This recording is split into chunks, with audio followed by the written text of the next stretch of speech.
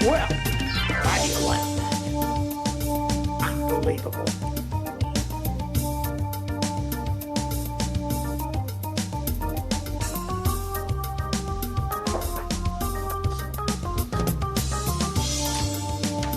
Yes. Look at that.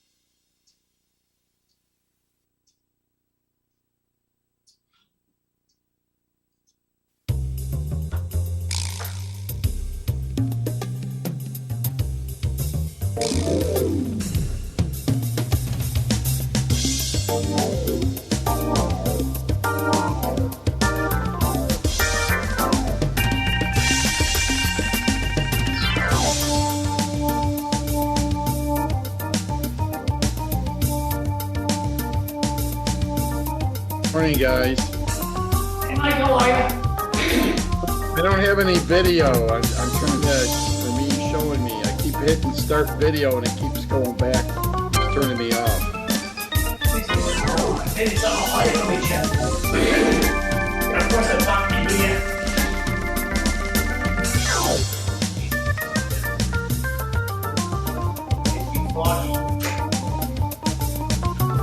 Hey, before I forget, Kathy said she tried last week to watch the podcast on the Great Cut, and she can't get the live feed. Has something changed? No, it's just probably a Monday morning glitch. The trick is on top of the ball. I'm gonna send you a thing ask to start the video. You get a message there? Yep, start my video, yep. Still not seeing anything. Can you restart the device and come back in? Yeah, I can log off and restart my device and see what's Also, Mike, if she goes to YouTube, the name of on City Life Show. 3 words put together. Go to YouTube, City Life Show, and she'll find the live broadcast. Okay, thank you. Okay, let me reboot my phone and see what's going on. Okay, bye. Morning, John. I locked the door.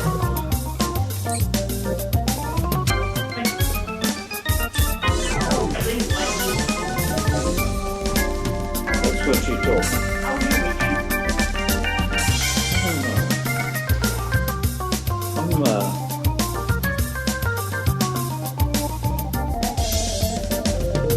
Don't fight too fast. Do you do your internet stuff on the weekend? What internet stuff?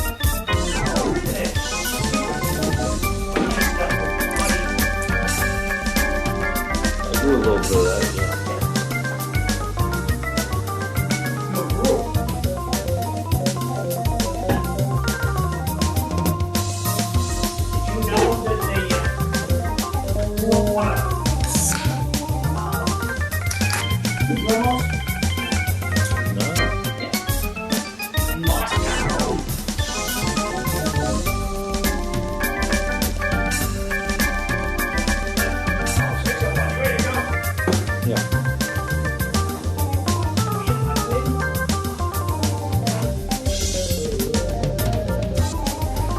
Mike said good. Here we go. Good morning, everyone. Welcome to the Dawn Patrol. I'm your host, Cliff Krieger. We're hoping to have Mike Smith, Eileen Delrossi, and Fru Nkimbeng. We've actually heard from Mike this morning, and I talked to Eileen. The weather is sort of foggy, 39 degrees. Yeah, wicked foggy out there. If you look on the screen, and it's pretty bad. Pretty bad. Let me hit the City Hall button. See if we can see. If I hit the City Hall button, see if we can see City Hall now. Couldn't see him a little while ago. Nope, we're not seeing City Hall. So we'll come back to school entrance. It's not So that bad. that's the Rogers School across the street, and it's foggy, and you need a raincoat. Were your wipers working, Cliff, this morning or no? I did use my wipers, but I came without a raincoat. You parked near the but- door, I hope. You what? You parked near the door. Yeah, Good. right next to some big urban assault vehicle. That's my truck. Yeah. I love my truck. But Bluetooth's not working. Ooh. Yeah. So I'll put an investigator on that. They'll figure out what's going on with your Bluetooth in my truck. So, forewarned by Jim Booba, I knew there was going to be snow this weekend, and sure enough, there was. Nothing stuck, but still, there was snow. Stuck up north, Evelyn, Evelyn sent me a text from her super secret lakeside. She doesn't want people to know where her lake place is. But let me see. When I find her text, I'll put it out there. All right, well, you're looking. In 1492, Queen Isabella of Spain issued the Alhambra Declaration ordering 150,000 Jewish and Muslim subjects to convert to Christianity or face expulsion. What year was that? 1492. Oh. You're familiar with 1492, right? They discovered America. That's the big deal that happened then. The Europeans discovered it, yes. In 1521, Ferdinand Magellan and 50 of his men came ashore in present-day Limasawa to participate in the first Catholic Mass in the Philippines. Ferdinand Magellan is later killed by Lapu-Lapu. In 1657, after the Pilgrims got here, the Long Parliament in England presented the humble petition and advice offering Oliver Cromwell the British throne, which he eventually declined. But we did go through this period where there was no king for the colonies. That's everyone's view. That's the snow she had up at her lake place. And she's right on the water. Beautiful spot. Yeah. But looks like a dusting because that's the top of the sill there. Looks like a dusting. Doesn't look like much. But the weather people in New Hampshire said we dated 1 to 3 inches. Up in Vermont, mountains. they got a couple of feet up in the hills. But we got, it snowed, it did snow yesterday in Lowell, but it never hit the ground. As soon as it hit the ground, it was gone. Yep. So, in 1717, a sermon on the nature of the kingdom of Christ by Benjamin Heddy, the Bishop of Bangor, preached in the presence of King George I, provoked the Bangorian controversy. And the reason it matters is it strikes at the idea of, are kings there because of divine right, or are they just happening to be there? The Tories said, yes, divine right of kings. The Whigs said no. And the Puritans and Independents, various Congregationalists and Baptist churches, Quakers over here, etc., said no. In 1854, Commodore Matthew Perry signs the Convention of Kanagawa with the Tokugawa shogunate in Japan, opening the ports, 2 ports to American trade. So that was the opening of Japan. Okay, Mike's here now. All right. Eileen's here too, but she ain't. I had a she ain't little talking. glitch on my phone this morning, so I've got it fixed now. Beauteous. Eileen's here too, but she's off camera. Probably making herself a nice brewski to drink. Well, I noticed that she's got her fan going just like Mike. Well, it's going to be 66 today. And she has beautification. Look at the medicine right in front of her. Good morning. I saw that beautification medicine right in front of you there. Did you say Eileen was going to be 66 today? No. I didn't say that. Oh. Eileen, how old are you? Me? Yeah, Why do you ask a woman how old she is? because it came up. She can say I'd rather not say. It's up to her. I don't care. I'm 44. She's not 66. Cliff says you're 66. That's terrible. No, I said you said she was 66. All right, next topic, boys. Next topic. Okay, well, I'll go back over the tape. Okay, I the don't think I Eiffel said Tower you were was 66. officially opened in 1889 on this day. It's one of your code words, I think. My daughter-in-law is over in Paris today. Oh. she took her mother over to England and Paris. And so that's where she is. She's in Paris today. And did you know, get this, they flew over to Heathrow, but they're flying out of Charles de Gaulle because there's a $600 fee to fly out of Heathrow. I never knew that. So she's taking the Channel. They were going to go to Paris anyway, but when they found out, hey, you can save $600 if you fly out of Charles de Gaulle in Paris. So, and she works at the airline, so she knows all the little stuff to do. So I'm wishing her the best weather. Back to you, Cliff. Okie dokie. In 1917, according to the terms of the Treaty of the Danish West Indies, the islands, including the U.S. Virgin Islands, became American possessions. Huh. Imagine that. What happened? The Treaty of the Danish West Indies, the islands in the West Indies, including the Virgin Islands, became U.S. possessions in 1917. Good. Well, I hope we get Greenland, too. Yeah. In 1918, daylight savings time goes into effect in the U.S. for the first time. You like daylight savings time, John? I just go with the flow. I got no emotion over it. I don't like the kiddos standing out in the dark waiting for the bus. I just think it's too dangerous because people don't drive like they should. In 1933, the Civilian Construction Corps was established with the mission of providing jobs. A lot of the stone walls up here in New England were reassembled by the Civilian Construction Corps.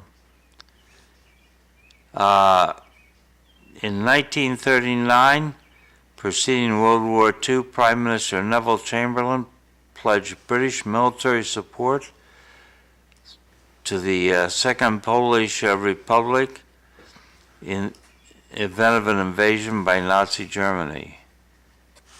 How England was going to do that is beyond me. And in 1949, the Dominion of Newfoundland joined the Canadian Confederation and became the 10th province. I didn't realize that Canada didn't come together until after World War II. Canada didn't exist before World War II? It did, but it wasn't the big, bulky nation it is now. It was owned by England, right? Yeah. But several of I'm the surprised we let current provinces were I'm independent. surprised we let them stay there after we snookered them in the war. The weather is getting warmer. This is from Jay. Weather's getting warmer. How long before the homeless open up shop on the common? I hope they don't come back.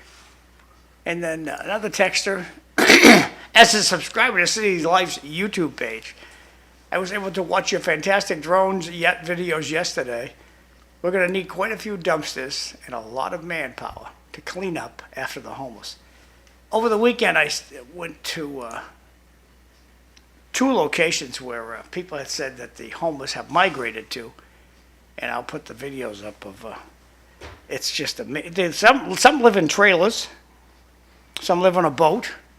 It's amazing to see what's going on in lovely Lowell, and then right over the line in Chelmsford, nothing. They don't live in Chelmsford. I don't know why. If you're going to be homeless, you better have. Where you living? Chelmsford. It just sounds better, doesn't it? I think it's probably a case of support systems. Lowell has got all these additional little supports. Chelmsford has nothing. That is a really nice. But I'm going to show you a video where it has to do with the police authority. Yeah. Yeah. They don't camp in Chelmsford. So on this day in 1942, Michael Savage was born. Michael Savage is a wild rabbit, man. I used to listen to him on some radio station. And in 1948, Al Gore was born. What year was Savage born? 42. Yeah, that would sound right. Yeah. Is he still on the radio? I don't get to know why. He was I saying. don't know. I saw something from Michael Savage, a video from Michael Savage over the weekend. I remember calling into his show, and because I listen to talk radio when I'm in the car, calling into his show, and the answer to the show, "What do you want? What do you want? What do you want to talk about?" Not a hello, thank you for calling. What do you want? It's pretty cool. Today is Cesar Chavez Day here in the United States. Do we get free pickles at McDonald's for this? What are we getting? Nothing. Except to know that the workers in the fields are being better treated than they were before. Ah, Cesar Chavez unionized the farm workers. dandy. And it's transfer day in the U.S. Virgin Islands. Meaning transfer. I don't know what that means, Cliff. Well, earlier in the program, we discussed the fact that on this day in 1917, Denmark transferred their islands in the Caribbean to the United States. Denmark did. Denmark. So when they give us Greenland, this would not be a real big bump in history, would it? No. And what do you call this? Research? Receiving? What do you call this? Transfer day? Transfer day. It's not what I call it, it's what the Virgin Islands call it. Well, you're the one who brought it up, Clifford. So just, Yeah? Mike, you got any thoughts? On what, transfer day or on Cesar Chavez? I had to think a few seconds to remember who that was, 'cause that was a while back. It was. Yeah, that was all there was in the news back then when they were doing that, with organizing the people working on the farms. But I don't know how much more it's improved since then. I mean, we'll see what happens with the border being closed and how that affects everything. Well, Mike, did you get any more input about Kathy's status? Because she's not a U.S. citizen yet. And what does she have to do to report? Did you get any more info on that, or are you still looking to find out? Well, no, I can. I looked at a lot of stuff because I actually had a conversation about this with my son because they're coming Memorial Day. I was asking how long they're going to be in the United States, so I did some more research. As far as Kathy goes, because she's actually flying up in early May to Buffalo and then going over to Canada. A friend of ours had passed away. She's going up to the Day of Remembrance. But according to everything I've read, if you're a U.S. citizen or you're a permanent resident with a green card, you won't be affected by all this stuff that Trump's put in effect with people coming into the country from other countries. My son applied months ago for a visa, so he's a U.S. citizen, so he still has a U.S. passport. He won't have an issue going in and out of the United States. And his wife and his son, he already applied for visas for them. And according to what I've read up online, from immigration, is that visas are good for up to 90 days. You can come into the States. So as far as all the new stuff that he's doing with, biometrics and all that for coming into the country with fingerprinting, as far as I know, they shouldn't have any issue, or Kathy shouldn't have any issue either. I mean, when we came back from New Zealand, you have to line up now, and when you go through customs and that, they take a photograph of you and do all that stuff. So they do that for everybody, whether U.S. citizen or not. The big issue is the Canadians have never had to do this before, had to register. The U.S. had always had like a unwritten agreement that for that law, we're not going to enforce it for Canadians coming in. Now they're enforcing it for anybody coming from another country. Not any different than what we had to do to go to New Zealand. We had to fill out a bunch of forms online and pay to get their visa to come in their country. So it's for people who aren't used to it or haven't traveled, it's a big thing to them. But to most other people, that have been coming to the States, they have to file for all that. Well, back in, I think it was January, Ellen, Judy, and I, we went on this cruise out of New York. And when we come back, it was an international, we went to like different places. But when we came back to New York, they had facial recognition technology let us in. They said, all American citizens are in this line, and if you're not an American citizen, go in that line. They said, so we're just walking along, and they, well, what the heck? So I asked the agent, I says, don't you stop people? And she said, it's facial recognition technology. It's a camera looking at everybody, and the people who are not citizens are instantly pulled out. So you'll see us talk to some people, but it's facial recognition they had technology. they had that, John, when we came back from New Zealand to the States. They had a line that says U.S. citizens or permanent residents, and then non-citizens, they had a separate line you had to go through. Yep, that is correct. Fru's here. Morning, Fru. Morning, John. Good morning, Mike. Morning, Fru. Hi, Fru. So what about the Amish in Canada who had come to the United States to help out? I understand they got fined thousands of dollars each because they didn't have a phone application to let themselves back in. Had you heard about that, Mike? Well, I watched the video you sent me. I had not heard anything about that beforehand. It doesn't surprise me that the bureaucracy, whether it's the U.S. or Canada or any other country, didn't even bother to check on that. It doesn't surprise me at all. But what did surprise me is the fines and then putting liens on their homes or property.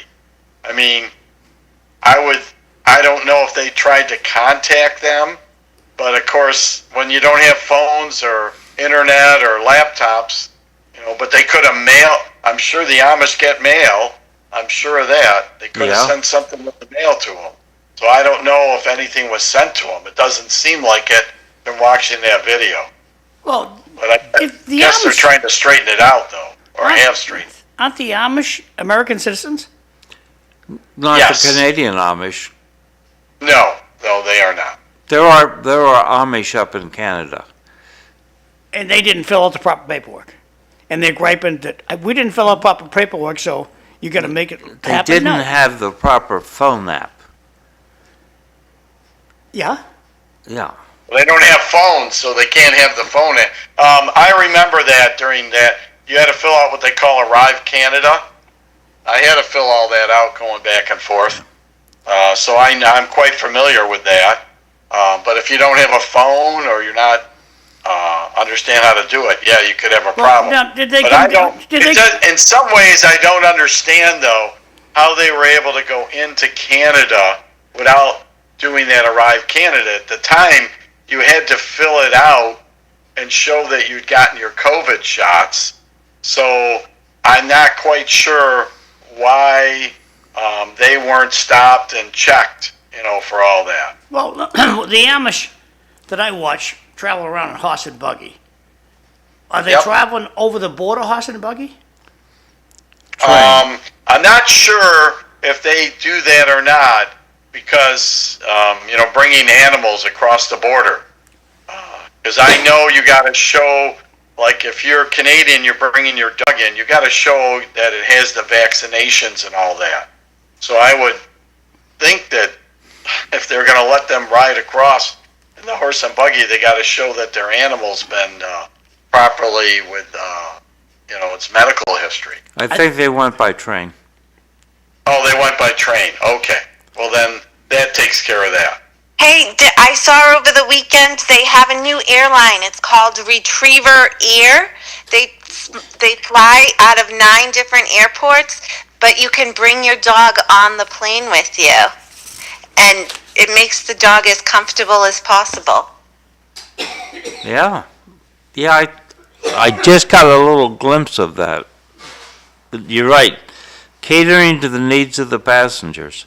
Well, in honor Even of if they have 4 legs. In honor of Fru, I close out this section by mentioning it's World Backup Day. So back up your computers. Are we having another 2YK coming? No, I don't think so, but backing up's always good. So I saw something about Argentina's had a big turnaround with their new president, President Milei, I guess it is. And one of his assistants, Damian Radel, said, "Have you heard about the so-called Argentinian economic miracle? I have news. There is no miracle. This is a lie." So then he goes on to say that he's the chairman of the President's Council of Advisors, and he wants us to know there are no miracles at all. What you're witnessing is the most impressive turnaround in the country's history. We slashed wasteful spending that once enriched the few at the expense of the many. We brought down inflation, a tax that disproportionately burdens the poor. As a result, they lowered poverty rates by more than 11% and lifted millions out of poverty, eliminated thousands of pickets that made travel across the country a nightmare, and welfare programs that was helping out the politicians, that they've been changed so that the people are getting the food. So things have changed in Argentina, and they're saying it's not a miracle, it's hard work. So we were talking about visas. Fru, did you tell me the president of Namibia, Netumbo Nandi Ndaitwah, the new president has changed up the visa rules in Namibia? Oh, yeah, that was one of the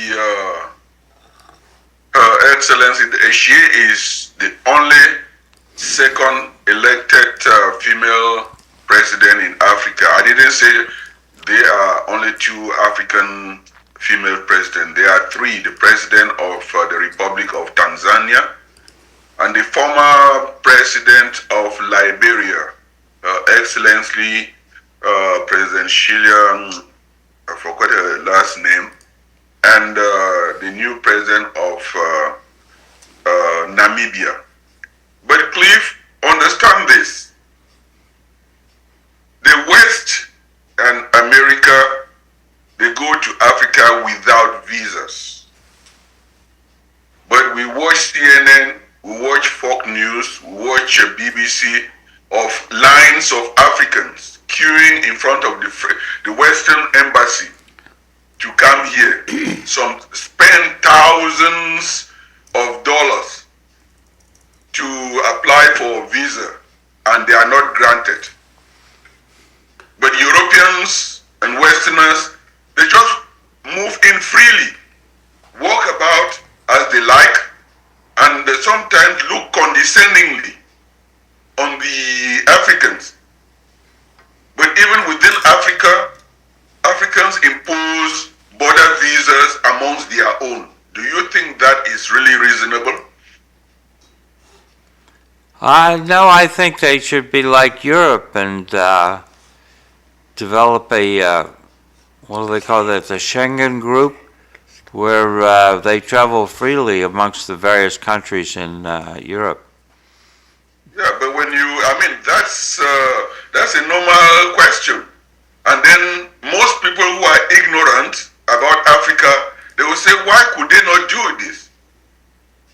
You have the Belgians in Africa. You have the British in Africa. You have the Portuguese in Africa. You have the Spanish in Africa. You have everyone. They are protecting their own turf. They create these artificial boundaries not to make movements amongst Africans and to also collapse the economy of Africa. can you see where the main problems of Africa comes in that picture? Everyone is trying to protect their own little farm where they get their resources. Yeah. Resources need to not flow to a few, they need to flow to everybody. Right. So, but when you talk to any European, they will say, oh, you Africa, you cannot do this. Oh, you Africa, you cannot do this. And sometimes members of our panel, they threw those jabs, but not knowing that once you are pointing one finger, there are many are pointing at you and say you need to read. You need to really study and read and understand before you say something. Oh, that's not the American way. Everybody has an opinion. But, so right now, as per Namibia, every Western citizen and American coming into that country, they will need a visa. And I think with that, most African countries, you know, sometimes we say contagion, contagious. Something starts somewhere, then it starts being applied somewhere close by. There's switching gears for a minute. There's a unraveling in the universities. Some people think that it's all Donald Trump's fault, but I think the universities themselves are finding that there are problems. Australia, for instance, and funds have been frozen in England and Wales, and most research in social sciences is going to be defunded in New Zealand. Had you heard that, Mike? No, I hadn't heard that. I just happened to be reading what you sent me last night. I got to do some more research on that. But, you know, I'll have to look and see what they're doing. I know that, you know, as far as the education system, from talking to my son, it's interesting because a number of people there, just like here in the States, if they can afford to put their kids in private schools, they usually do it because they're not happy with the way the public schools are. So I know we talk about education problems here in the U.S., but there seems to be issues in other countries too, you know. So I don't know why they're cutting some of this stuff out exactly, but I can try to look and see what's going on there in New Zealand. That'd be good.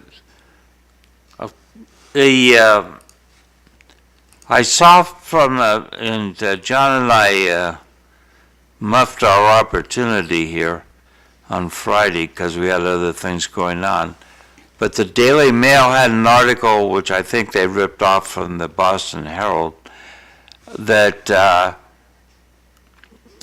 no-nonsense Democrats up here in Massachusetts are looking to Diane DiZoglio, the auditor, to possibly run against Maura Healey for the governor. I mean, the race is a while off, but still, I think that there's a little bit of unhappiness. Diane DiZoglio's 41, Governor Healey is 54. I like Diane DiZoglio. What do you think, John? I do too. Yeah. I just am puzzled why the Vanna Howard won't let her go forward. I think they're worried about things that be uncovered. Well, when you get pulled over by a policeman, you get a little nervous. Maybe you don't. But I get a little, what is he pulling me over for? And when you get a letter from the IRS, you open it carefully. Is this really for me? Maybe there's another John McDonough This is a mistake. They sent it to the wrong John McDonough. And they even have my address here by mistake. Nobody likes it when the IRS comes in. Nobody likes it when you're going to get audited. So I can see why they don't like it, but tough cookie. Eileen, are you there? No. Apparently not. Hey, speaking of media, Fru, you were saying to me that since the French have been kicked out of the Sahel area of Africa, that's the belt that goes around the biggest part of Africa, with the big bulge out in the Atlantic, that since the French have gone away, the media has stopped reporting on what's going on there. Is that right? Well, it's not me speaking it, John. I mean, a few years back, John himself and members of the panelists, they were saying that Al-Qaeda in the Maghreb is gripping the Sahel. You see the French soldiers there pretending as if they are the saviors and whatnot, with the youngest president in the world, the 36-year-old captain who took over power, condemned by the West, and he has, within 2 years, he has built hospitals, schools, and done what none of the dictators like the one in Cameroon, 92 years, have never done something like that. And you see, you have not heard anything from Western media praising the development, the change of what is going there. If you get that picture, as us here on the news cast, what image, how can you why is it that those who were carrying the Maghreb, the terrorists in the Sahel also, CNN, BBC, VOA, Radio France International, why are they so quiet now? Does that not also shows the complicity of Western media towards Africa? Yep. I would think that's the case. Not not good on the part of our media. Yeah, because when they do that, when they do that, any average person who's never stepped foot in Africa picks that, and they are speaking ignorantly of what they don't know and claiming to know. Yeah. Well, actually, as someone who's actually set foot in Africa a number of times, I would say I'm pretty clueless about Africa, because I've been to Libya. How does Libya represent Africa? Not very well. Yes, you were in Libya, but you were in the cities. You never talked to the Africans. Africa is not in the big cities that the Western world go to. And even if they go into the real Africa, they go there to see animals because they value animals more than the indigenes. They look down on the indigenes. They think that they don't know anything. But that is where the source of information and the real truth about the world history started, from Africa, from those people. And you see great books, great writers in the West.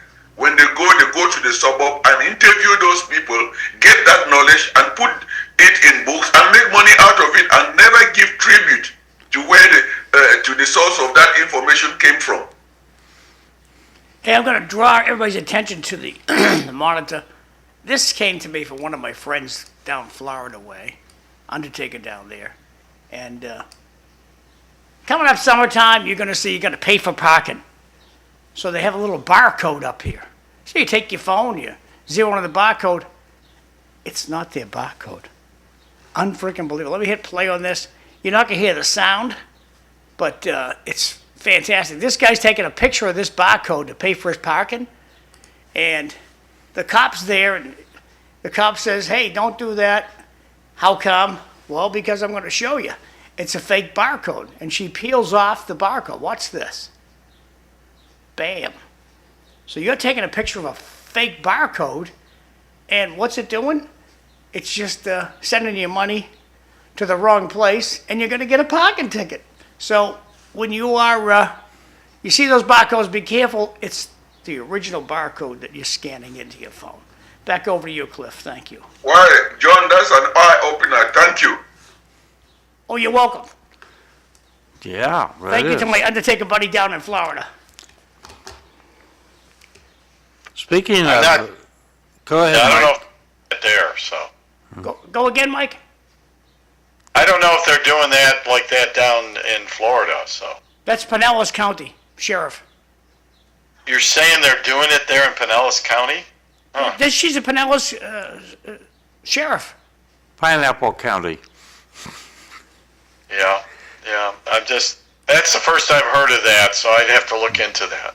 Well, it's just something to be careful. I mean, you scan barcodes and you walk up to a public place and you're going to scan the barcode, just reach up and just see if you can pull it off. So, Mike, do you live in Pineapple County? Pinellas, yeah, I'm in Pinellas. Yeah. Yeah, take a look at one of those signs and let us know next Monday. Yeah, I'll look and see. Whereabouts again was that she was saying there was this is happening I don't in know, the Mike, but grocery are stores? you on Facebook? I'll send it on Facebook. Looked like she was on the beach. Oh, yeah. Yeah, because for parking down at the beach, a lot of times you have to put your credit card in, and then you put in the license plate of your car, and that's how they do it down there. And then if they drive by, they can scan all the license plates and see if you're, parked legitimately or not, if your time's run out. But the barcode, this is similar to the scams that they would have with the gas pumps and that. I always check now when I get gas or do anything like that to see if anything's loose or been moved or done anything. So this is somewhat similar. So what do you do, Mike? You check it with your hand whether it is loose or. I'll check it with my hand to see if anything's loose or been inserted, and then I'll look because I saw an article about like little tiny pinhole like cameras or something they were putting in there. So I tend to look and see if anything looks out of place. I think the gas stations check stuff, but I most of the time I try to get my gas at like Sam's Club or Costco when we're out shopping or whatever. So we have memberships there. I don't worry about it there because they tend to check everything. Yeah, that's where I get my gas. Sam's Club. Yeah. But, it's a shame. These people are very intelligent. It's not that they're stupid or anything, but if they'd use that intelligence and energy to do things for good, think about what they could do to help people's lives and help everybody in society. It's just unfortunate that they want to take the shortcut, make the money quick, and instead of using their intelligence for other things that are better. Coming from the audience, home run, Mr. McDonough, great information from the best morning program in the Merrimack Valley. Yes, you're absolutely right. What a good guy. Thank you. Back over to you, Cliff. So, speaking of gas, apparently Democrats are going back to gas-powered cars. Did anybody see anything about the great Tesla burnout on Saturday? Yep. Apparently, they were picketing 277 showrooms and service centers in the U.S. that were connected to Elon Musk. The sore losers were out there, yes. I watched some of the interviews some of the news stations did with people, and it's just disconcerting. Right away, people are calling Elon Musk a Nazi and, all the other things that they're talking about. But, 6 months or a year ago, everybody loved Tesla. It's great for our environment because they're going electric. And now because Musk is working with Trump, he's the devil incarnate. I just don't understand people's thinking if they look at things more intelligently. It's just, some of the people I could, and they're like, the one person was saying he's not a citizen. We should deport him because he's not a U.S., but he is a U.S. citizen. He went through the process. So I just, like Fru always says, the media controls the narrative, and I just can't believe people are that naive to make decisions based on not necessarily correct information. Well, the thing I get a kick out of is that most of these folks that car scratch or spray paint a Tesla, they don't realize there's 7 cameras watching you. So Yeah, exactly. you walk up, Yeah. it records, and I was showing my wife, there's an app on her Tesla that she didn't even know was there. And anybody who gets near that car, the car starts to record who's next to the car. And so it's the poor souls that think that, oh yeah, I got them. That's why they're getting arrested. Facial recognition technology. Yeah. I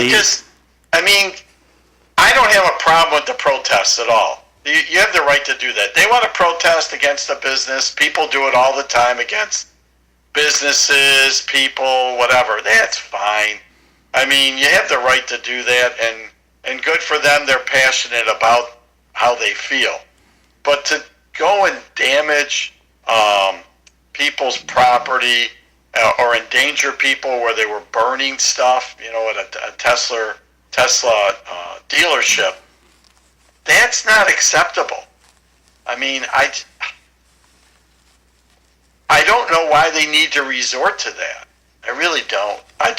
I've tried to understand what their thinking is, and I can't wrap my head around it that they need to damage people's property to show that they're against something. I just don't understand it. Yep. I feel like it was the same thing with Luigi Mangione and the healthcare professional too. They didn't like he didn't like the choices that he had to make in his position, so he took his life. Scary society. I mean, I shouldn't speak for the majority of people, but I'll speak for myself. When I see that kind of violence, I have no respect for the cause they're trying to put out there in front of people. I just want to show you guys my wife's car, fancy car, and it's in a mode where you can see all the cameras. Those cameras, as soon as I'm trying to get the reflection to go away, but there's a camera on each corner of the car, and you just turn it on, and as soon as somebody walks near her car, it records.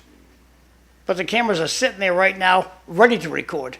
So when you go near a Tesla, wave. Back to you guys. Okay. So, Eileen, you brought up... Chris, Yeah, go ahead, Fru. Well, just to add on what Mike was saying, which was equally very important, I think that doing damage to property or anybody is un-American, period. That is not the American way. I wasn't brought up in that light. But by the same token, Mike, once upon a time, not too long ago, there was once a president of this country who became president, and the rumors was that he should go back to where he came from. He's not a natural citizen of this country. I wonder if such things that are occurring now, and most people are angry that we didn't elect whoever is dancing in the White House and having all this power. I wonder if you would say that when you sit and watch that picture as an American, where we duly elect our president, do you really admire seeing that kind of a picture? Yeah, I agree with you, Fru. I mean, the whole rumors with Obama and all that was, he was elected our president. I don't have to agree with everything he does. He's still our president. I mean, I didn't necessarily agree with everything with President Biden. He's still our president, and he represents our country. And we need to hope that he's going to be successful. We'll see what happens now with the second term for Trump, how this is going to play out. I mean, a lot of people voted for him. We'll just have to see how that plays out on what he's doing. The one thing I can say about Trump is he said he was going to do certain things. People should not be shocked, whether you agree with it or not. They should not be shocked that he's actually trying to do all that stuff. I don't agree with everything he's doing. I think there's better ways to do it. But I'm not shocked knowing, the way he is, that he's trying to do all the stuff he ran on. But you didn't answer my question. What I'm saying, they are not demonstrating against our president. Oh. They are demonstrating against someone who stands in the White House and acting more than visibly. Americans are saying Fru, that. wait a second. I mean, Who do you think, Mike? John, I got to stop right in his tracks. Who do you think, Fru? Who do you think is organizing all this? John. Who do you think? You know what? I mean, I think the way you do things and stuff someone makes me very, very uncomfortable on this show, and I believe you don't want to hear my own idea, which if we are free and fair, I was asking Mike, give me that opportunity, and if what I'm saying doesn't displease you, our audience and even the person who's willing to answer wants to talk. You shouldn't just because you don't like it and you cynically interrupt me. I apologize, Fru. I think I made a good point. We'll come back to it. Please proceed, Mike. So, Fru, I understand your concern. Elon Musk is involved a lot with the government, but he's involved because the president wants him involved. So, like I said, I may not agree with everything he's doing and what he's involved with, but I know there's a lot of waste in the government, a lot of bureaucracy. I personally, just my own opinion, is I don't believe Musk is running things. He's doing things at the direction of President Trump. Because knowing Trump the way he is, nobody's telling him what he's going to do. He's made that clear he's done many interviews, public, in front of the media more than once, that, he's made it very clear he's running things and he's deciding things. So, I mean, Musk, to be quite honest, I knew this wasn't going to be popular. He wasn't going to be popular because he's cutting out a lot of waste and fraud. Unfortunately, people are going to be losing jobs that are working for the government. But unfortunately, we just can't afford the waste that we have in government any longer. I mean, our kids and grandkids, they'll be able to barely survive if we don't do something soon. Now, how they're doing it, I agree with you, Fru. I don't agree with everything the way they're doing it, but I want to know one thing about Trump. Trump's in charge of anything that's done. So if you want to have the buck stop somewhere, that we're not happy with what Musk is doing, you got to look at Trump, because he's the one giving direction. Fru. Well, I'm just saying that it is the drama that we are seeing. What the eye sees is the drama that we are seeing. Even it's not only in this country, the world around. I saying that that's not the America that we see. And then if this individual also naturalized like any other, dancing in our White House when our duly elected president is sitting, and then you see him out doing that. I mean, you can do it quietly, but not visibly like that. That's what I'm just saying. I'm not saying that questioning what they are doing or whatever. You should do it. If you have the power, do it. Don't just poke the nose in the face of the American people. Well, I don't disagree with you at all, Fru, on that. But unfortunately, whether we like it or not, that's not Trump's style. It's unfortunately, he's not a politician. He's blunt and he can be brutal. I'm not talking about the president. Mike, don't confuse me. Whatever the president does, we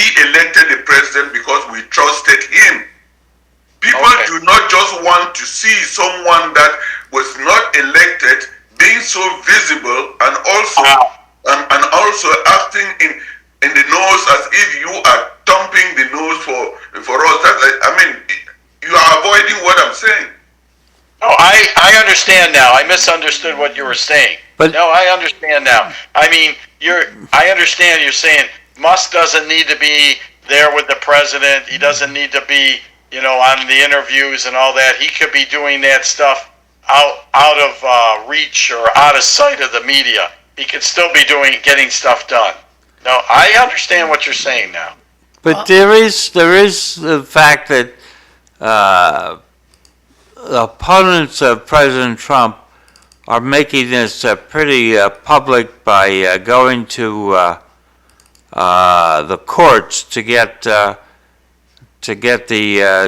district judges to rule against Trump's actions using the third branch of government. Two comments from the audience. If the media had any guts, they would have been more forceful towards Biden in his running of the country. That's from Jay. And the next one, who organized the anti-Tesla movement is very well organized. Since they can't hurt Trump, they will hurt his family. Makes no sense, but that's okay. Back over to you, Cliff. Well, I think that last comment has a point. There is a Soros-funded group, $8.5 million, I think, Inspiration, something like that, that has organized this Tesla. So you think they're paid to go? Well, I think that they paid for signs and for organization, that kind of stuff. I don't think that the protesters themselves were paid. Well, one little report I watched over in, it may have even been African news, but it said that Musk he can dish it out, but he can't take it. And they reminded you with a video of Musk less than 2 weeks ago with a chainsaw, saying he's indicating this is what he's going to do to federal government jobs, with his chainsaw, making a joke out of it. And everybody laughed. It's not funny when you get fired. And so this taste of his own medicine, where they're protesting against his company, or probably companies, he can't take it. He can dish it out, but he can't take it. Thoughts? I didn't see him whimpering, so. Yeah, I did. Okay. I do think that keying cars, firebombing dealerships is not a good look. It makes me think that the Democrats lack a sense of democracy. So anyway, I wanted to call them the sore losers, Cliff. I wanted to bring Eileen back in. Eileen? Yes. You mentioned Luigi Mangione and his trial. Is there anything new on the Karen Reed trial? Oh. Well, juror selection starts tomorrow in Norfolk County, and yesterday was Karen Reed National Standout Day. I guess they had held one in Drake-It at Drake-It High, and then one at Tewksbury. Okay. Yeah. Who was that other girl that they thought was a suicide and now they think was a murder, that she was pregnant? Sandra Birchmore. Yeah. Is there anything happening on that front? Well, from the Stoughton police officer that they arrested for it, Matthew Farwell, what they think is that he's talking a lot and those situations are interconnected somehow. I think John O'Keefe knew something about the Sandra Birchmore case in which one of the Alberts who's involved, the Kevin Albert, and they wanted to take care of that, honestly. If you can speak to this, where can somebody watch the trial live? Anywhere on YouTube, you just have to put it in. And also, if you go to Court TV, it says killer or top killer or boyfriend murder trial, I think they labeled it. So there's no action on the Karen Reed trial today. It all starts tomorrow? Yes. April 1st, April Fool's Day. Okay, thank you. Back over to Cliff. Okay, so we're about to wind down the Dawn Patrol, and Fru's going to scurry off to work. You got any last thoughts, Fru, before you depart us? As always, very interesting and engaging discussion. Fair and balanced. Thank you. Thank you. Thanks for having a good week. See you next time. Discussion with you, Fru. Thank you, We Mike. probably agree a lot more than people think we do on this podcast. We learn a lot from each other, Mike. If we say the same thing and agree on the same thing, means we are not learning. Yep. Time to go, guys. Say goodbye. Thanks. We're back. Same thing and agree on the same thing means we are not learning. Yep. Time to go, guys. Say goodbye.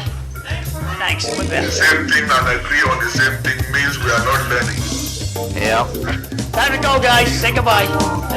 Thanks. We're back. Same thing and agree on the same thing means we are not learning. Yep. Time to go, guys. Say goodbye. Thanks. We're back. Same thing and agree on the same thing means we are not learning. Yep. Time to go, guys. Say goodbye. Thanks. We're back. Same thing and agree on the same thing means we are not learning. Yep. Time to go, guys. Say goodbye. Thanks. We're back. Same thing and agree on the same thing means we are not learning. Yep. Time to go, guys. It's gone. Somehow the audio was up on the YouTube feed. Okay, Is it over? yeah. Put you back on. Here comes your mic.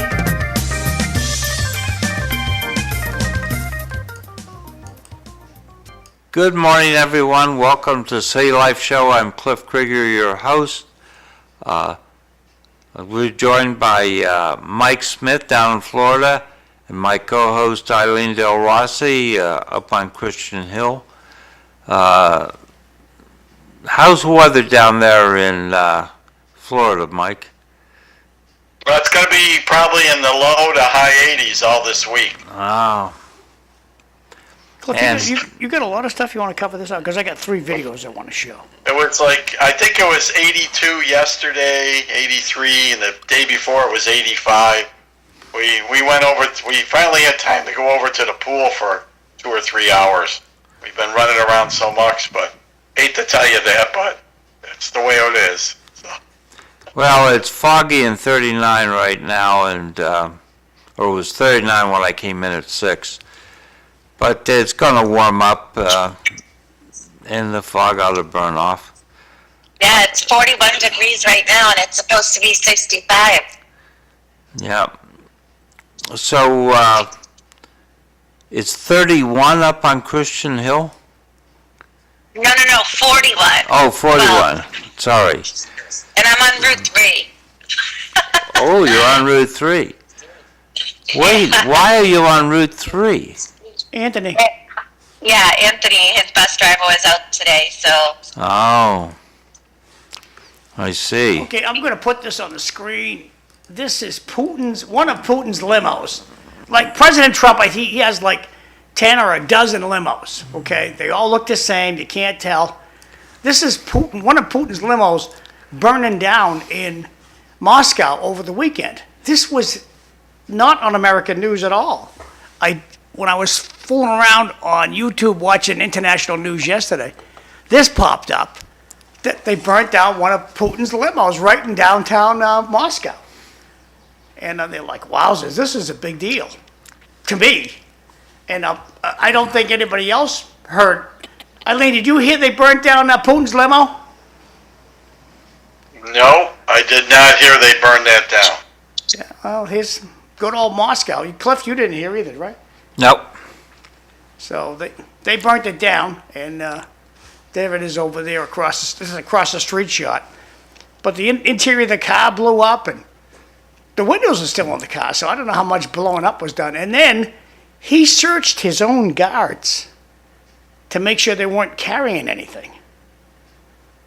And so, just fascinating how afraid Well, I read he an is of his article own where life. he doesn't, he won't eat any food unless somebody else eats it first. You know, I mean, he's so paranoid about, people trying to get rid of him. And then Putin had all the sewer covers, all the sewers inspected for any kind of traffic that's happening in the sewers of Moscow. So he's worried about his life. But here this is videos of them hand searching his personal guard. So he's a worried guy. So I just wanted to showcase that this is what's going on in Russia, and it never hits the American news. Back over to you, Cliff. Thank you. Okay, so Lowell has implemented a 311 program. Eileen, did you send a copy of that app to John? No, I failed on that. I failed. All right, so we'll discuss that on Friday. Well, I'm going to show this. This is a video I took yesterday of, this is the Merrimack River. I'm in Pawtucketville, flying over to the Highlands. So here's the Merrimack River, and it shows the homeless camps have migrated. Some of them have migrated to this area in the Highlands. And as you can see, Middlesex Street off in the distance there. And if you go, this is on the YouTube channel. If you go to City Life Show YouTube, you can see this video. Let me scoot it up a little bit further because I fly over them. We just saw some homeless, nice and comfy in the doorways on Central Street where the WCAP building used to be, and then they have their sleeping bags and blankets. Yep, now I'm going to fly across the river, and I'm going to come down, and I'm going to go over the top of the camps. So as you get close to Chelmsford, there's no encampment. So it does seem as if the city authority lets this happen and Chelmsford doesn't. And I have one other place I'll show you as well. But now I'm going to fly over the encampment. I got to go up to 200 feet, way above the trees. Because if you hit a tree, you're gone. So and then I pan down as I'm getting a little closer. You can see the trash right in this region here, and I pan down when I get closer. Like I say, John, I think it's capitalism at work. Lowell offers services to the homeless. Chelmsford does not. Therefore, we attract the homeless. I don't give you that, Cliff. The Chelmsford police won't allow this to happen in Chelmsford. The Tyngsboro police won't let this happen in Tyngsboro. Lowell police are told to look the other way. Like the herding rumor that I heard at my neighborhood meeting, the police were told to herd the homeless to the South Common. Have the homeless been herded to the railroad tracks? Because, get out of here. Well, where do you want us to go? Go by the railroad tracks. I'm going to guess it was suggested that they move here. Who would want to live next to the river in the winter? It's wicked cold. And the city just refuses to try to settle this matter. I don't know who owns this land, but I'm just letting the general public know that this is what we have in lovely Lowell, Massachusetts, and it's not happening. Once the railroad tracks get to Chelmsford, they don't. How do they even know it's Chelmsford? They don't. This is a lot of people, a lot of trash.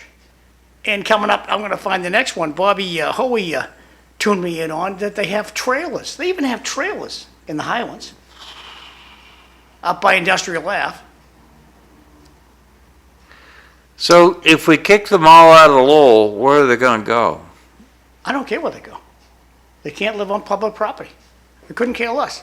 These people are mentally ill, and the government, the federal government, state government, subsidized them by giving them an EBT card. And the EBT card helps them buy drugs. So it's a real sad situation we're in, and only the government can fix it, but the government doesn't want to. Well, I go along with that last part. Well, they're busy. Busy.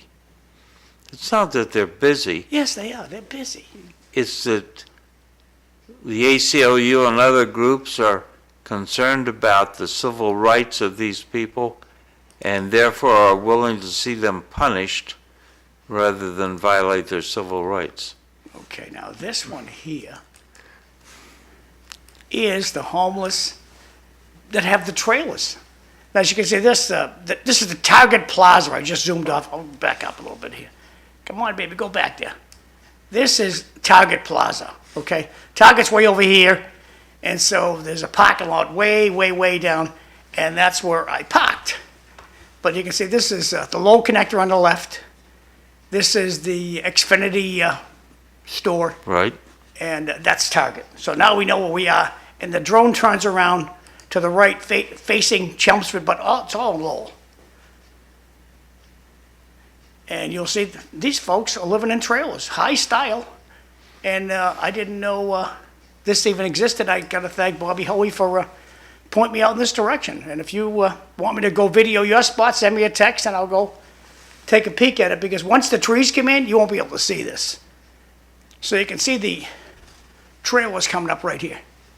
And you'll see as I fly over, people are getting in and out of the trailers. They're living in these things. It's not like, oh, they're all abandoned. No, they're not. You're going to see a guy come out of one of the trailers soon. There he is, walking away. Here's the boat. They got a boat. See the boat? And then they have their trash. But once you go over the highway, they don't exist anymore.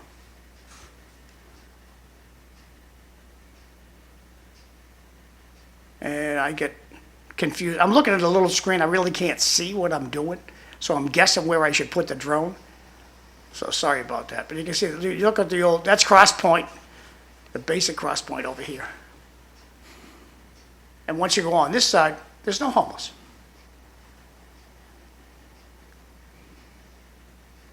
And this is I don't know if it's called the Bruce Freeman Trail in Lowell, but I know it's called the Bruce Freeman Trail in Chelmsford.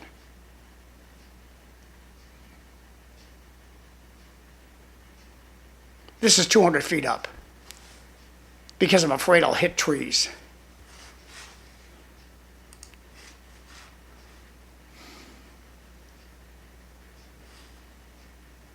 It's got another minute to go. You can talk over this, Cliff. Nothing. But you can see this side of the Bruce Freeman Trail, nobody's living here. As soon as you get to this side, bam. There they are. And look at the mess. That just isn't people littering out the window of their cars. This is pretty rough stuff. There's the boat. And to the right here, I'm going to stop it here. This guy's building out of pallets. He's building a little castle here out of pallets. So this has been going on for a while. So we're flying over the trailers that are in the Highlands that the homeless live in. This isn't the Highlands. What is it then? Isn't this Target, Xfinity? Yeah. I don't know if there's naked people there or not. I got to get that off the screen. It's YouTube. Sometimes they give you stuff you didn't really want to see. It's Target. Target's in the Highlands. Oh, okay. Lower Highlands, I think. But at any rate, just so you know where it is. Yeah. And I got some more I'll show you too, of how once you get to the Chelmsford line, it just doesn't exist. And Well, John, you chose to live in a welcoming city. I just respectfully disagree, Cliff. It's a gateway city, a gateway. Well, we let them do it. And now I'm going to show you that Bruce Freeman Trail where there's no settlement. I found the video now. It's in draft mode. That's why I couldn't see it. Son of a gun. I got to change the status. Okay, you guys can keep chattering. I'm going to fix this. Eileen, did you see where a lead charter school had applied for 450 more slots? They've got a 1,700 student waiting list. But Oh, the Lowell Community Charter School or the Lowell Collegiate? no, this is in Lynn, and it's the KIP Academy. Oh, Desi turned them down. It looks, really? yeah, but these are 9 out of 10 students from this school go on to college. And it's got the same demographic makeup as Lynn, which is a majority-minority operation. But it's what I'm arguing. The parents are showing an interest by trying to enroll their students in the KIP Academy.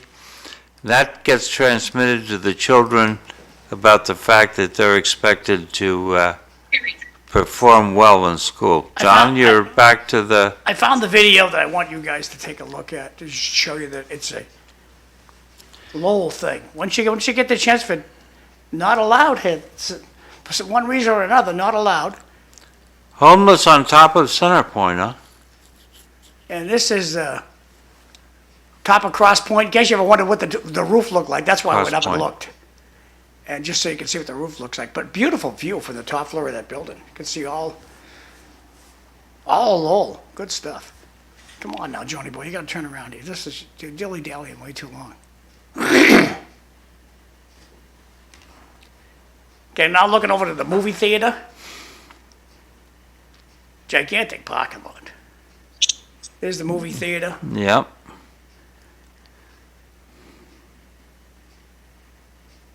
And a lot of electrical stuff here.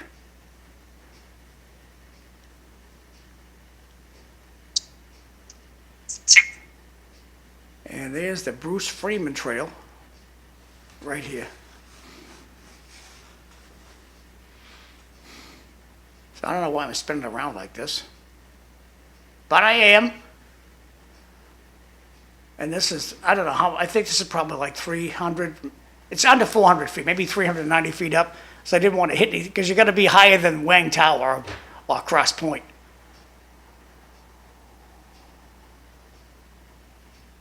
Okay, now I'm going to go over the Bruce Freeman Trail's right here. And that's Coles, way out in Chelmsford. But there's no settlement. Looking for tents. There's people walking the trail. You can see people walking the trail. They're way down here. No tents. I wonder why.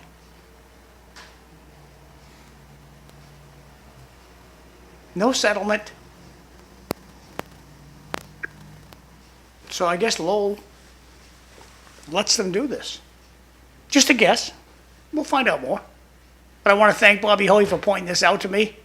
And sorry for the, it looks like Chelmsford takes care of the homeless better than Lowell does. And Lowell has all those services. You make it sound like someone should run for city council. Cliff, we need 30 and 40-year-olds to run for city council. I don't want to do it. If I have to do it, I'm going to do it, because we're getting a lackluster performance out of the, in this district anyway. And Wayne Janess, nice guy, just not forceful. Like Vanna Howard, wonderful woman. She's the cowardly lion. She doesn't do any. I don't know what she's done to help the community. Shows up So what's your threshold to decide whether or not you'll run? Once we have to pull papers, I'm going to have to pull. If I can't coax anybody, and I'm asking all the grandmothers out there to find somebody, ask your granddaughter, ask your grandson, you want a nice job for 25, 30 grand a year, a 2-hour meeting a week. I know some city councilors hate that I say that, but realistically, you're an elected official.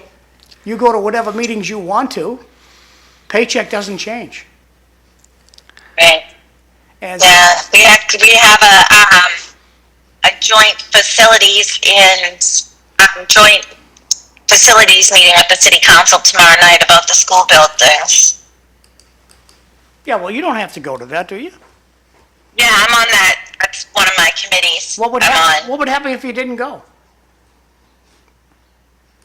I mean, I I want to go because it's something, and I pushed for this to happen because it was supposed to happen a while ago, and I've had many complaints from my constituents. So, I mean, if I didn't go to the meeting, I mean, depending on who else didn't go, they may not be able to have it because you need 2/3, right? And even on the school side. But if I didn't go, I wouldn't be able to express what I've heard from my constituents of their concerns. And I feel like that would not be a good thing. What we're looking at here is a Heinz Tavern. This is Gorham Street in Lowell. This is the end of the connector. This is Heinz Tavern, where they're going to have 39 units built with the city's applause. No parking required. And so all the neighborhood, as you can see, there's going to be 80 cars parked on all these streets. They say they're going to park at the depot and walk to walk home. Nah, they'll be down all these streets, parking all over the place. And with Lowell's applause. Thank you. Lowell, thank you very much. But it's a very sad situation we got here. And it's going to happen in your part of town pretty soon. They're going to find a little postage stamp lot like this, put in 40 units with no parking, with the city of Lowell's applause. Back to you, Cliff. Okay. And you forgot the state government's applause, because this is responding to state legislature. Doesn't happen in Drake. Doesn't happen in Chelmsford. You have to have parking in Chelmsford. You have to have parking in Billerica. You don't need parking in Lowell, because that's the law. That's the law. You accept it. And I just think that that's wrong. Okay. So look, I got to do these announcements, and then I'll stop talking completely. So, Eileen, any new talk about the abolition of the Department of Education? I'm going to do announcements, Cliff, or no? Haven't heard anything. Okay, go ahead and do your announcements. Okay. Francisco Maldonado, he's having a party. Oh, what happened to him? He's having it at the senior center? It's coming up. Let me find the other window. Here we go. Okay.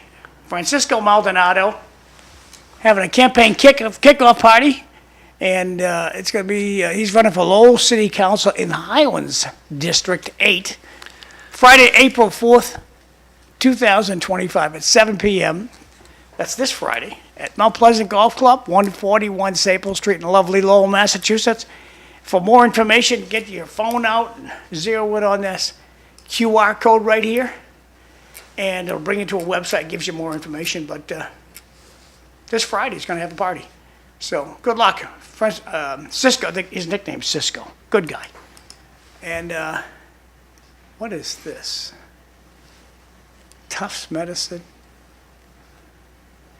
Somebody sent this to me, and don't know what, we need to hear from you.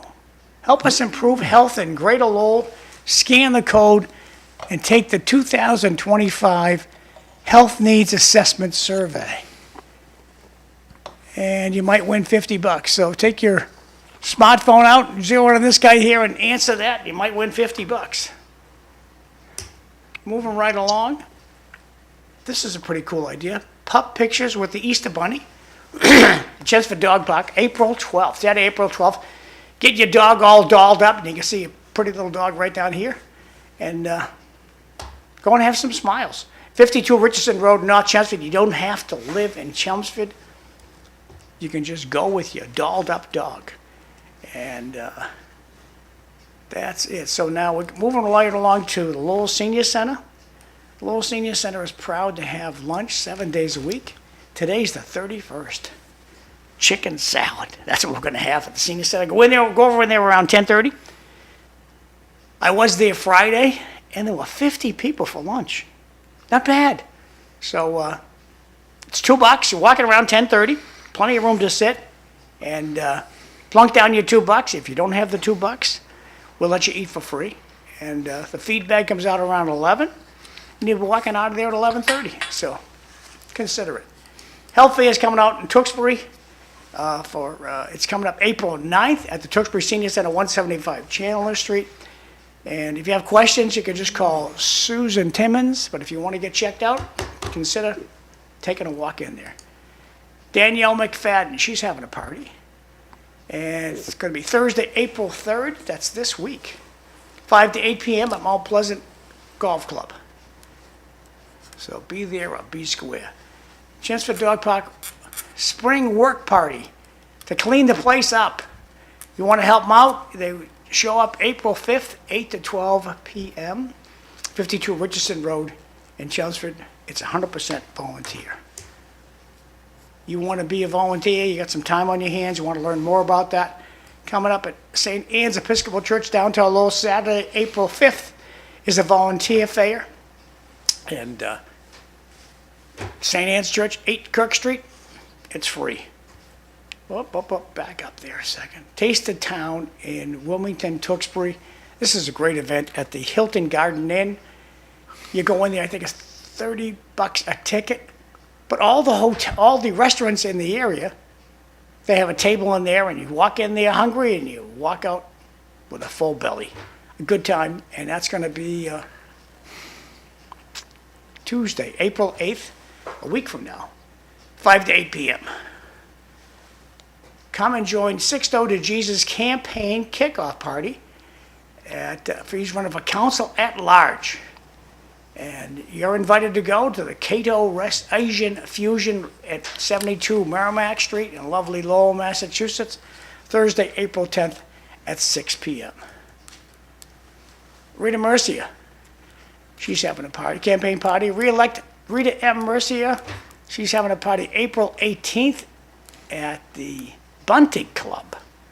And that's 449 Boylston Street, $10 the donation. There's going to be a buffet. It's always a yummy time at one of Rita's parties, a lot of smiles too. And those are all my announcements, Cliff. Thank you. Back to you. Okay.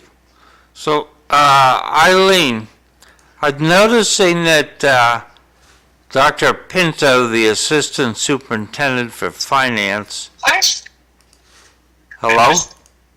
Oh, here. Yes, I'm here. Go ahead. Okay. So, Derek Pinto had something in about giving $14,000 to Mill City Grows for garden construction and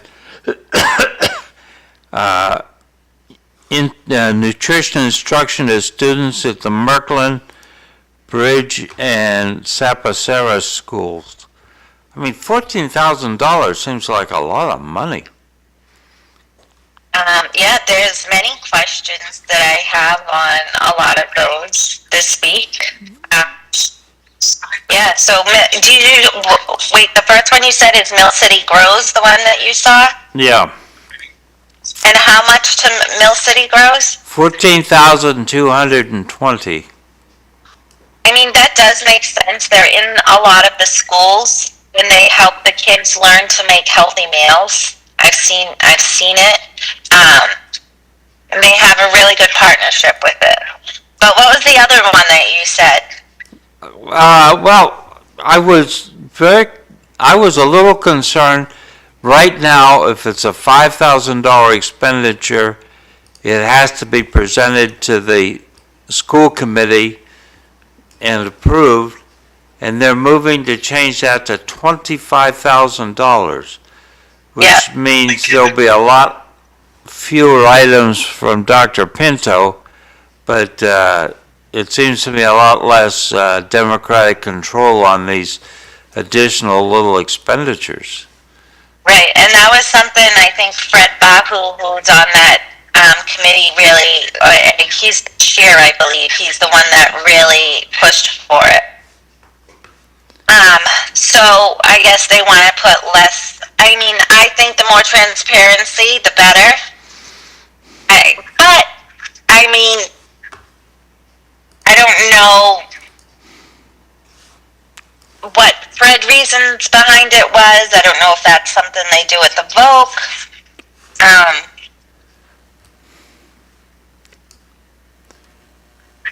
I don't really know. I always think it's just good to know. Better to know than to not know, right? And I think the public feels to feel like the same way, right? Better to know than to not know. Yeah. John has a couple of texts he wants to talk about as soon as he can get organized here. I'm good to go. This first one says, where do you suppose those people are going to the bathroom? Well, the trailers, they have bathrooms. I don't know what they're connected to, but the trailers have bathrooms. Have you ever lived in a trailer? Yes, I have. You have to have some place to put the groundwater. It's usually connected to the system at the trailer park, or the village. Yeah. This picture sent in by one of our viewers. Is it? Yeah, Jay sent this picture in of downtown Lowell, of the terrible sidewalks. This looks to be Middle Street in downtown Lowell. So, and then his comment is, What are the nurses? money could go towards fixing this problem instead of money spent cleaning after people who don't contribute to society. Good point. And I think this is the last one for now. 2 of the campers have been there about a month. And the first one has been there about 10 months. This is what I'm asking Eric about so he was asking, when Eric was on the show, he asked that question. So back over to you, Cliff. Thank you for your comments. So, I saw the report back on one of your, well, maybe it wasn't you, maybe it's Dave Conway, asking for a report on teaching history at Lowell Public Schools. And I read through it, and I didn't take away that we really get to the root of what makes the United States a special operation. Not perfect, flawed, but still, we brought the concept of democracy, the concept of allowing people to, through free enterprise, earn money and not have all the money going to the people at the top. I didn't see that coming through as an item being covered in the history presentation. So, have you had a chance to read that report yet? Yes, Eileen? No, I haven't actually. My weekend was like scattered. I'd get into reading some of it, and then I'd get distracted with something. So I plan to hone in on that. Okay. You can always email me and ask me for my prejudices. So. I'll email you. How about I just ask you to send me your cliff notes on those? Okay. All right. So, I see you have a motion to update the school committee on the parking situation at the STEM Academy. So, yes, I'm curious to know. I mean, it's so nice of John to let everybody park in his parking lot, but, was this all, these teachers are super inconvenienced, parents as well, and, how long is it going to be like this? How long, is the generosity of the nice undertaker next door supposed to last? Thank you, Eileen. You're welcome.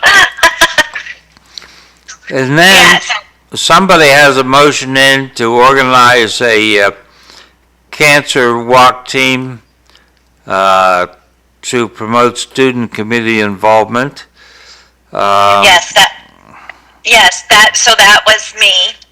So that was actually asked for by Ramsey, who works for LTC, and he remembers that his school at the wing was always a major part of the Lowell General Cancer Walk, so I thought it would be a good thing for Lowell to have a team put together for schools who choose to participate and kids that choose to participate, just for a greater good, right? Because it's always better for kids to feel like they're part of something bigger than themselves, I think. Agreed. I see where Dave Conway's looking for a list of public school administrators with job descriptions and salaries.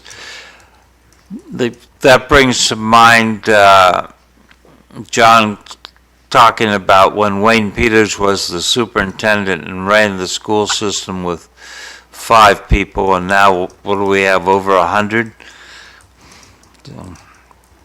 Yeah, I mean, yeah, it's just concerning, especially as we go into budget season, I believe, because we want to make sure we need, I say we need more boots on the ground, not administrator jobs, people that really know what's happening, and not the people at the top that know what wording to make it seem like they know what they're doing. You know what I mean? Like, I think there's some cognitive dissonance with what's actually happening and what is being said that's happening, to tell you the truth. Yeah, and then Dave Conway, with a little bit of insight, I think, wants to know how many full-time equivalent positions are fully or partially funded with federal monies. That's a good question. And then he wants to know about the Lowell High School Lowell Sun partnership. What's that all about, do you know? Yeah, so he had that motion in there, I think, when he first started, one of his first motions, and there was supposed to be a collaboration, and I don't know what has happened. I think maybe he's looking for an update in that. And I love this one. Eileen Delrossi give an update on the Family Leadership Institute for Student Success course offerings over the past year. I'll be interested in seeing how that comes out. Have the superintendent poll for combined family, community engagement, equity, and access subcommittee meeting. What's that about? So the same members are on the subcommittee. On the subcommittee for family engagement, and as well as equity and access. And we really have not had a meeting on it all year, and so I just think it would be helpful to get an idea of what's going on in terms of those roles, and see what's happening in terms of reaching out to the community and helping our parents and what we're doing with it overall. Because I feel like a lot of funding did go towards that as well, and I just want to make sure that we're utilizing all that we have in ways that are meant to help those who it's meant to help. Yeah. And then Fred Bahu has something asking for a detailed report on how Lowell Public Schools includes financial literacy courses for our high school student curriculum and prepare them for the long-term financial knowledge upon leaving high school. So, Was that Bahu's? yeah, Fred Bahu. Yeah, I like that. It's funny, I should send some pictures, but I just saw on my son's Facebook, the school that he goes to, they just had a financial literacy fair for all the junior and the seniors at the Learning Prep, and I think it's just so important. Even if you get it in like at the fair, or have students report out on a fair and what they learned, so it's something to hold them accountable. Okay. John, this is your chance to comment about the importance of financial literacy. If you're rich, life is so much easier. We need to teach personal finance in every grade of school. Money's not important. It's right up there with oxygen. If you could just add whatever you got in your bank account, add 2 zeros behind that. That's what rich people have in their bank accounts. It's a learnable skill. I want all the kids, whether you're in Tewksbury schools or Tingsboro schools or Lowell schools, I don't care what schools you're in, You got to insist to the heads of your teachers, like the school committee, to demand personal finance be taught in your schools. Because I learned the hard way. I had no financial training. I just got lucky. Let's move luck out of this, move luck out of it. And let's educate these kids, and let's make our community rich. Back to you, Cliff. Thank you for the time. Okay. So, any other thoughts as a school committee person, Eileen, before I move on to the city council? Nope, but I was probably just going to say I'm going to have to let you guys go. I have to make a few phone calls this morning and do a few things before I get to work, and I'll see you guys on Friday. Okay, sounds good. I'll send you my notes. Thanks, Eileen. Thanks, Cliff. Thanks, John. Bye, Mike. Have a good week. You too, bye. Bye.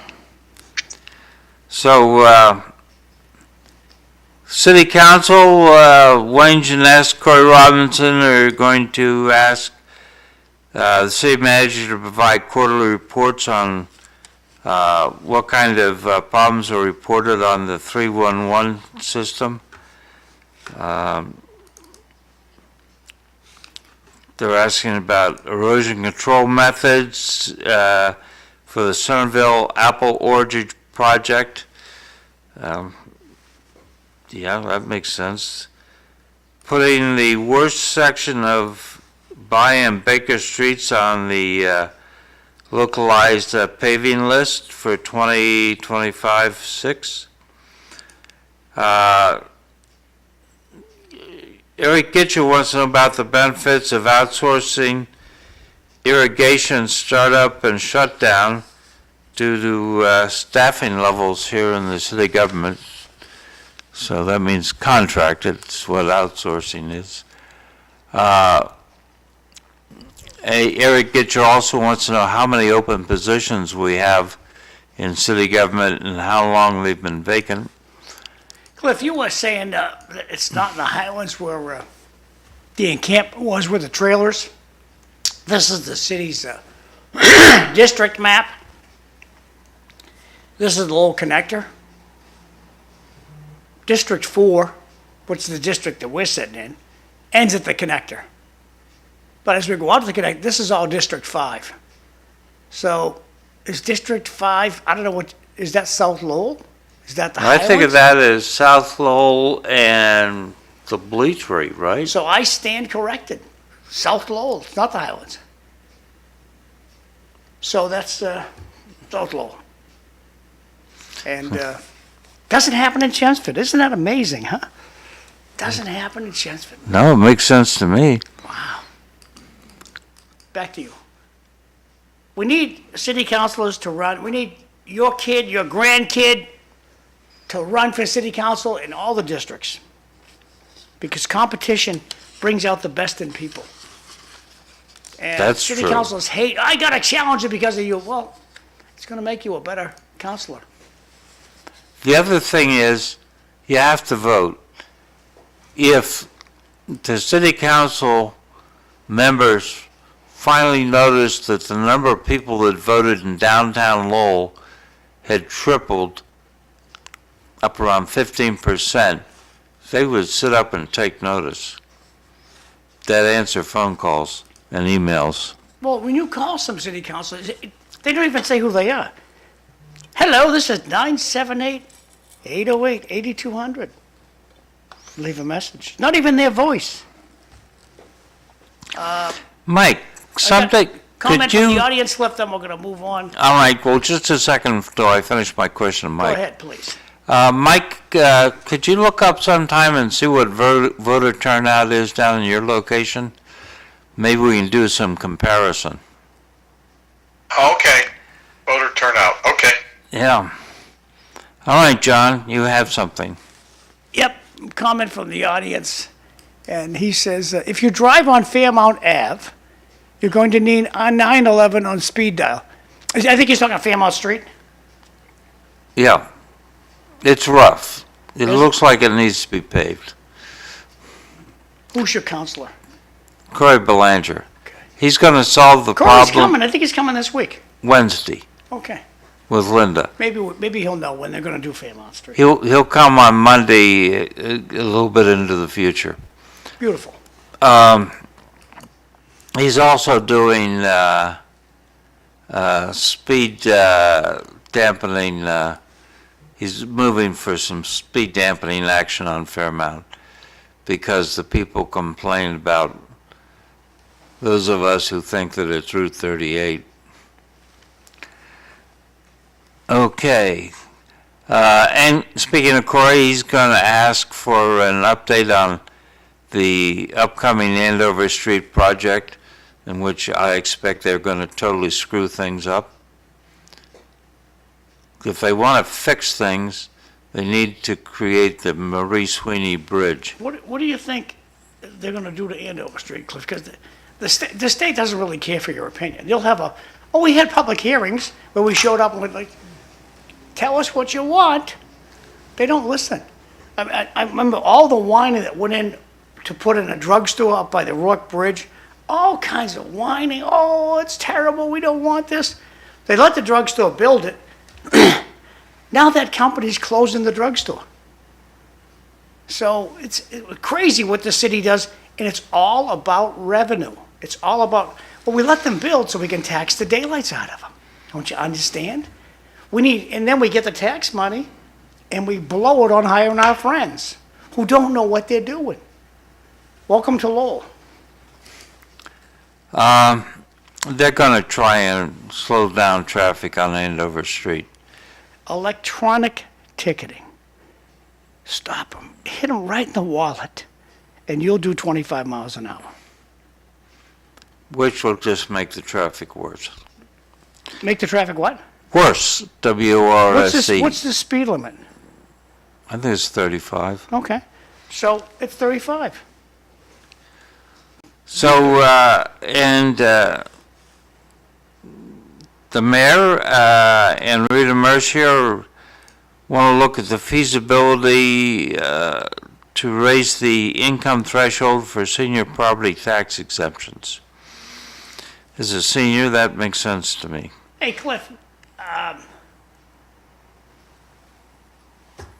is there going to be no tax on Social Security? Is that the new rule Trump put in place? That's I don't think that's become the rule yet. Mike, do you know? He wants to do that. The problem with Social Security now is they've never indexed the amount on when you start getting taxed. And so it's been, ever since they started this, it's been $25,000 for a single person like me.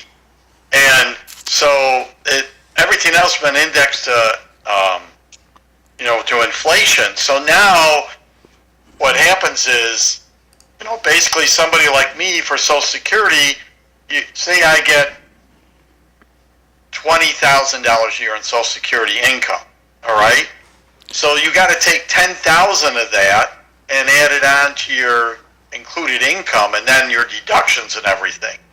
And basically, if you're over $25,000, when you get done, you got to pay on 50% of your Social Security income. And if it's over $32,000, I believe, is single, then you pay on 85% of your Social Security income. So if they had indexed it, we wouldn't have had this issue where people are paying on their Social Security income. Because like states like New York, they don't tax you on your Social Security income. You don't even count that. So say you got $20,000 in Social Security income and $10,000 in other income, you only have to pay taxes on the $10,000 after deduction, obviously. Just for your information, Cliff, I did some quick research. In November of 2024, in the general election, they had a turnout of 81.6% of the eligible voters voted in the general election, presidential election. 81.6. Yeah. 81.6. We're under 30% up here. It's embarrassing. What you're talking about in the presidential election? Yeah. How much did you say? 31%? I think we're under 30%. Right now, they had 641,000 people eligible approximately, and then they had 523,000 who voted. They have 127,656 voted at the polls. They had 240,918 absentee voted. Early voted was 154,566, and the total voted was 523,000. 81.6% of the people voted in the polls. I mean, I found the statistics. It's pretty. 83.6% of Democrats voted. 85.8% of Republicans voted, and non-party affiliated 74%, and other was 72.5%. So, I mean, and they have it all broken down by male, female, white, black, Hispanic, other. I can give you any statistic you want. So That's pretty good. Kudos to the people in your area. The people in our area, not so much. I figured since you asked it now, and we don't want to forget next week, I could research it while I'm listening here. So, there was a motion response. Corey Belanger, my city councilor, had asked about efforts to relocate the Lowell Transitional Living Center, which is the homeless facility, and the response, which wasn't very long, basically says no progress. So there we are on that issue. Friday we talked about the fact there was a ceremony and a proclamation for the Tuskegee Airmen on Thursday. And I hadn't thought about it before, but under the larger umbrella of the Tuskegee Airmen, we have to remember that there were the enlisted troops who maintained the aircraft, maintained the base, fed the troops, did supply, all that stuff. And apparently there's a young woman at Lowell General Hospital as a nurse who helped returning service members who was black and came in under that program. So it was bigger than just the aviators. Fighter pilots have these big egos and they swallow up everything else. But then Friday at 10 o'clock we had a ceremony at the feet of City Hall. Maybe John is, God, I sent him 2 photos. They got Vietnam veterans together, and they gave us, there were about a dozen of us showed up. One person I actually knew, but talking to them, there were people that I had near association with, a Navy chap who'd been at Da Nang with the Navy supply operation there. That was of interest to me.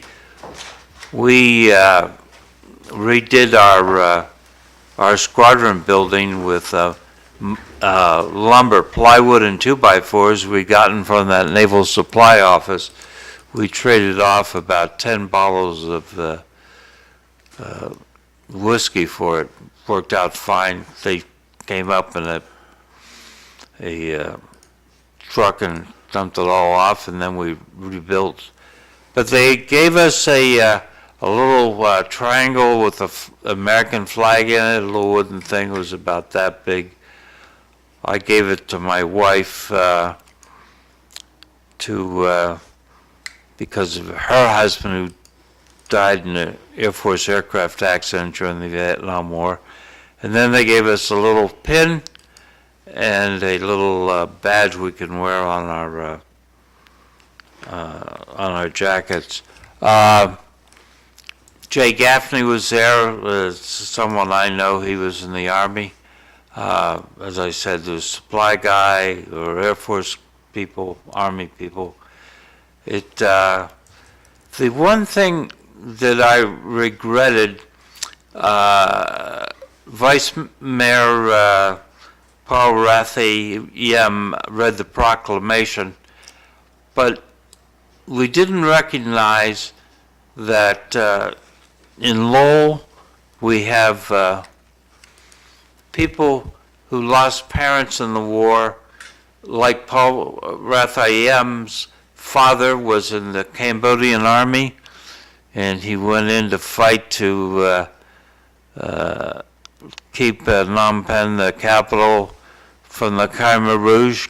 Cliff, where would you? And he I'm didn't on your come Facebook back. page trying to find the pictures of this event. What? There were pictures of this event on somebody's Facebook page. Yeah, the Didn't- Marie Sweeney told me that. It's not on your Facebook page. What Facebook page were they on? I don't know. All right. So you made a video and you put the video in. No, I did not make a video of this. I just sent you a picture of the two pins. I was showing a video that you made Friday. But that was the Tuskegee Airmen. Oh, I thought that's what you were talking about. No, we've moved on to the Vietnam War 50th anniversary. I'll try the mayor's page then. Yeah. So it's not just people who are Americans fighting that we should remember, but we should remember our fellow Lowell citizens who came from Cambodia, came from Vietnam, came from Laos. They too participated in this war.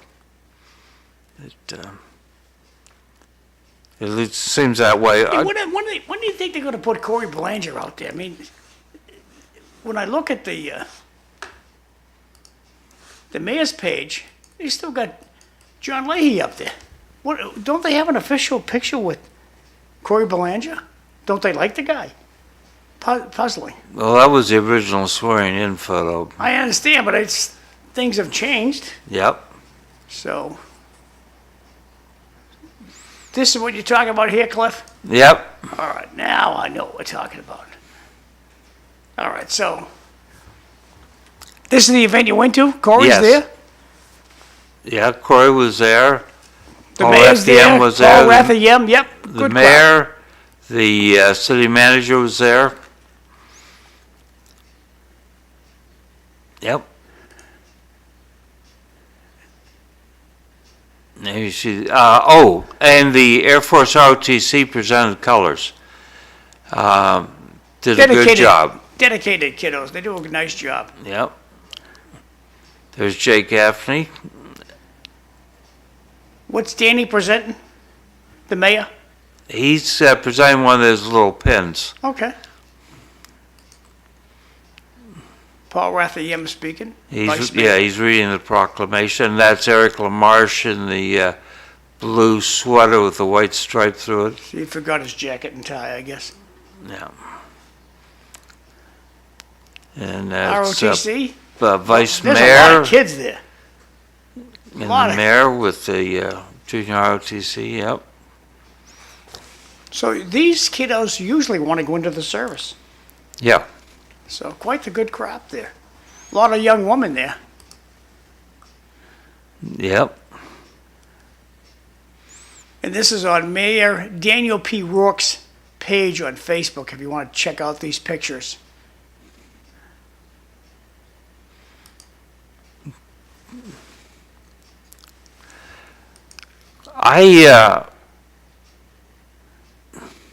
What But if am you I get your doing? walking stick with you, that's Oh, that I'm holding up my, yeah. I don't think it's helping me much, so I left it home today. they singing here. Looks like the national anthem. They got the cover. Yeah, we're singing the national anthem. We talked about the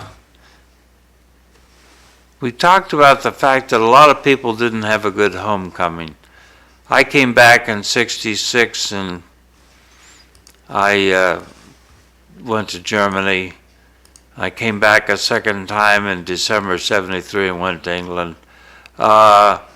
So I didn't endure the same kinds of things. Mike, do you remember veterans not being happy coming home? Well, I mean, I probably wasn't, I was a lot younger then, so I probably don't remember all of that. So it's just, I read about it, but I didn't really, was old enough to experience a lot of that. Yeah, veterans coming home and not being treated well is not a good thing. I mean, you can disagree with the war, but these are people doing what they think is their duty. And on that note of doing your duty, It's time to get out of here. I want to wish everyone a good week ahead and encourage people to think about registering and voting. Hey, tomorrow, City Life, we're going to have Bob Hoey here. Greg Pappas is coming. Mark Kratman's coming in from Tewksbury. Maybe Ned will show, or maybe not. And Tom Baumel. That's tomorrow, City Life. Hey, thanks for watching. Thank you, Cliff. Thank you, Mike. Bye-bye. Have a great day. Thanks for Thanks, watching. Mike. All right, have a good day. Okay. And we're going to go to this guy.